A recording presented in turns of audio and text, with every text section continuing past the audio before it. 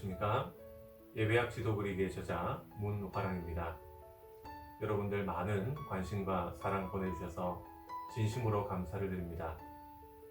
그래서 제가 책의 여러 내용 가운데 여러분들이 많이 궁금해하시는 예배와 신앙 형성에 대한 관계에 대해서 짧게 설명을 드리고자 합니다.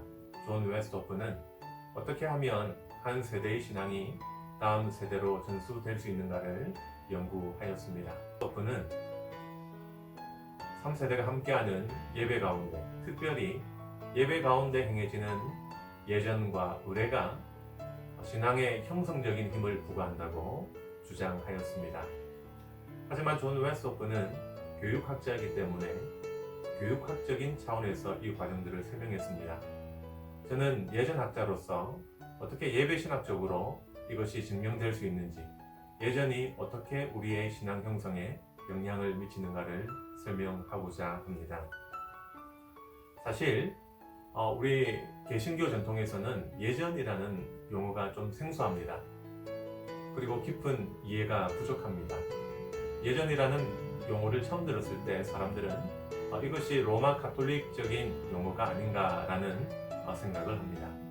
하지만 기독교의 어느 교파의 예배에도 예전은 존재합니다. 예전이란 말이 영어로는 리터지인데요. 그런데 이것의 어원을 살펴보면 70인역에서 레이투르기아라는 단어로 사용이 되었습니다. 이 레이투르기아는 라오스, 백성을 의미하는 라오스라는 용어와 그리고 일이라는 의미의 에르곤이 합성된 그런 용어였습니다. 즉 설명하자면 백성의 일, 공공의 일로 번역이 될 수 있겠습니다. 그래서 이것이 그 이후로 예배라는 단어에 사용되게 되었습니다. 즉 리터지라는 것은, 이 예전이라는 것은 우리 예배 공동체가 함께하는 공공의 일이라고 생각할 수 있는 것입니다. 자, 그래서 모든 종파의 예배에는 리터지, 예전이 사용되고 있습니다. 가장 비예전적 교단이라고 일컬어지는 퀘이커 교도의 예배에도 리터지가 있습니다. 형식이 없는 그것도 일종의 형식입니다. 자, 그렇다면 예배 가운데 사용되는 이 예전은 구체적으로 어떻게 우리의 신앙 형성에 작용을 할지를 한번 설명해 보도록 하겠습니다. 제가 좋아하는 철학가 가운데 마이클 폴라니라고 하는 사람이 있습니다. 마이클 폴라니는 암묵적 지식, 타시트 날리지라는 아주 유명한 책을 썼습니다. 그 두꺼운 책을 한 문장으로 요약하자면 다음과 같습니다. 우리는 우리가 말할 수 있는 것 이상으로 알 수 있다라는 것입니다. 일반적으로 우리는 어떤 특정한 주제에 대해서 말로 설명할 수 있을 때 지식이 존재한다고 생각합니다. 하지만 폴라니의 생각은 좀 달랐습니다. 설사 우리가 말로 표현할 수 없다 할지라도 그것이 지식의 부재를 의미하는 것은 아니라는 것입니다. 한 가지 예를 들어 보겠습니다. 제가 저희 딸에게 수영하는 법을 가르치려고 여러 번 노력했습니다. 어떻게 하면 팔을 휘두르고 그리고 물장구를 쳐서 몸이 뜨게 되는지 그 원리를 설명했습니다. 하지만 아무리 설명해도 저희 아이는 수영하는 법을 익히지 못했습니다. 하지만 그 아이가 직접 물에 들어가서 그 현장에서 수영이라고 하는 프랙티스를 반복함에 의해서 아이는 어떻게 하면 물에 뜰 수 있는지, 어떻게 하면 호흡할 수 있는지를 배우게 되었습니다. 즉 아이의 몸이 수영이라고 하는 지식을 기억하게 된 것입니다. 즉 이와 같이 설명할 수 있을 것입니다. 그 실천에 참여함에 의해서 그 지식이 마음에 새겨졌다 라고 말입니다. 자, 저는 이것이 일종의 의례적 지식으로 연결될 수 있다고 생각합니다. 예배 가운데 우리는 많은 예전적 행위가 있습니다. 그런데 그 행위에 반복적으로 참여함에 의해서 우리 몸과 마음속에는 예배의 구조와 형식에 내포된 그 의미가 스며들어가게 된다는 것입니다. 자, 여기에 대해서 아주 과학적으로 잘 설명한 분이 계시죠. 여러분 좋아하시는 제임스 K.A. 스미스라는 분입니다. 미국의 켈빈 컬리지에서 기독교 철학을 강의하고 계시죠. 이분의 3부작이 한국에 번역이 되었습니다. 그중 대표작은 이 Desiring the Kingdom, 하나님 나라를 욕망하라라는 책입니다. 이 책에 많은 내용이 있지만 그 내용을 요약하자면 저는 다음과 같다고 생각합니다. 첫 번째로, 우리의 몸은 우리가 깨닫지 못한다 할지라도 늘 배우는 학생들이다라는 것입니다. 두 번째로, 우리는 육체라는 컨테이너 속에 거하는 영혼이 아니다. 몸인 자아이다. 갈망을 훈련하는 것은 특정한 목적이 포함되어 있는 몸의 연습을 필요로 한다라는 것입니다. 우리는 전통적으로 이원론적인 그런 영향에 의해서 영육 이원론적인 사고를 하는 경향이 많았습니다. 하지만 제임스 스미스를 비롯한 예전 학자들은 우리의 몸 또한 우리의 신앙 형성에 있어서 귀중한 역할을 할 수 있다고 주장을 합니다. 예를 들어 보겠습니다.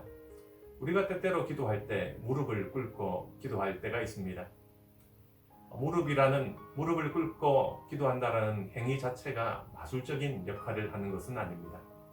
하지만 그 행동을 통해서 우리는 때때로 이런 생각을 할 때가 있죠. 즉, 기도라는 것은 우리의 뜻을 하나님께 관철시키는 것이 아니라 하나님의 뜻에 나 자신을 순종하고 복종하는 것이라는 그 의미 말입니다. 그렇기 때문에 우리가 드리는 예배 속의 구조와 예배의 요소는 우리의 신앙에 굉장히 중요한 형성적인 힘을 가지고 있다는 것입니다. 좀 더 이것을 증명해 보도록 하겠습니다. 우리 사람의 뇌는요, 좌뇌와 우뇌로 나누어지죠. 그리고 그 좌뇌와 우뇌는 뇌량으로 연결되어 있습니다. 그래서 이 좌뇌와 우뇌는 끊임없이 커뮤니케이션을 하게 됩니다. 그런데 뇌량을 절단하면 이 두 손을 한꺼번에 쓰는 행위를 하기가 어렵다고 합니다. 그리고 논리적으로 설명하는 것이 굉장히 힘들어지게 됩니다.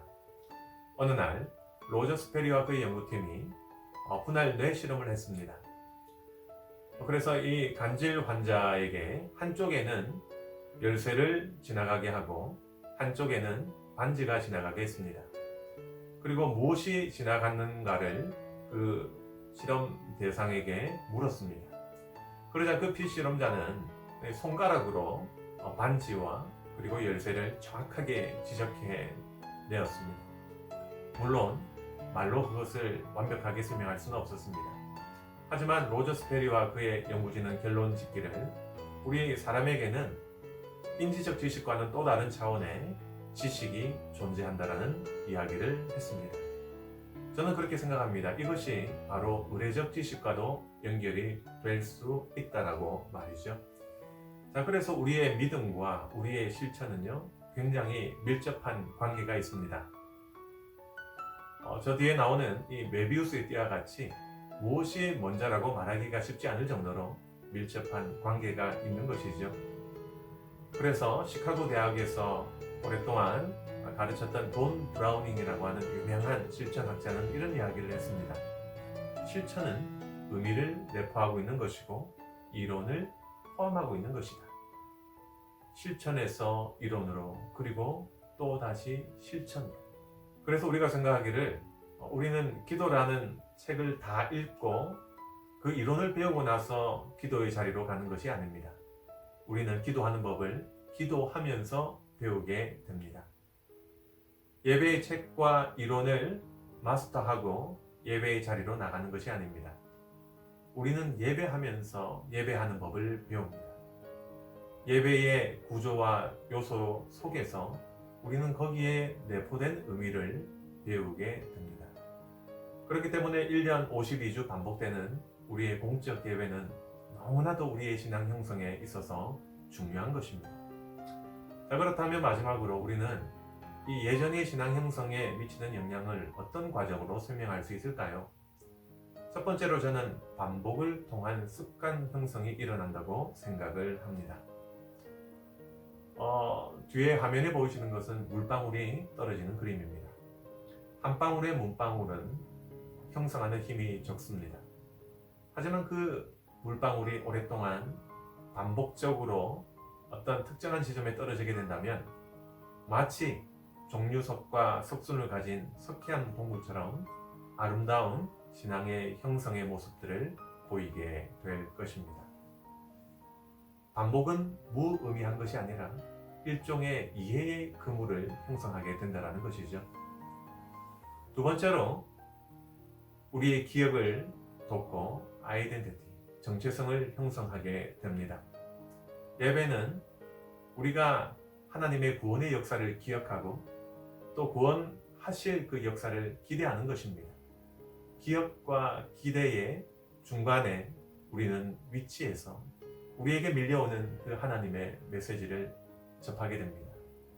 그래서 예배의 요소와 순서는 우리의 신앙의 정체성을 형성하게 되는 것이죠. 우리가 예전을 행하지만 결국 예전이 우리를 다시 형성하게 되는 것입니다. 마지막으로 예전은 인간의 변화를 요청합니다. 뒤에 보이는 화면은 파블로프의 개실험을 보여주고 있습니다. 여러분 이 내용을 잘 아시죠? 그래서 예전에 단점을 지적하시는 분들 가운데서는 마치 우리를 로봇처럼 수동적으로 만드는 것은 아니야. 반복된 행위 자체가 마음이 떠난 예배로 우리를 인도하지 않느냐라는 우리의 잠긴 이야기들을 많이 하십니다. 하지만 그렇지만은 않습니다. 예배에는 다양한 요소들이 있습니다. 그 다양한 요소와 구조와 순서들이 끊임없이 신자들의 마음속에 변화를 요청하고 있습니다.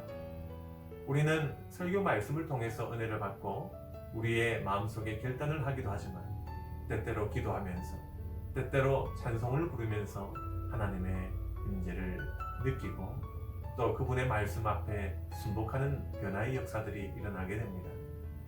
그렇기 때문에 중요한 것은 어떻게 하면 우리가 예배 모임을 통해서 능동적인 참여를 할 수 있을까? 이것을 예배의 기획자와 모든 성도들이 신경을 써야 하지 않나라는 생각을 하게 됩니다. 지금까지 저의 짧은 강의를 들어주셔서 감사합니다. 짧은 강의지만 굉장히 많은 내용들이 녹아져 있습니다. 어떻게 하면 이 예전이 우리의 신앙을 형성할까? 이것을 잘 기억하시고 여러 가지 책들을 탐독하신다면 여러분들 아주 깊이 있는 예배학 연구를 할 수 있으리라 믿습니다. 감사합니다.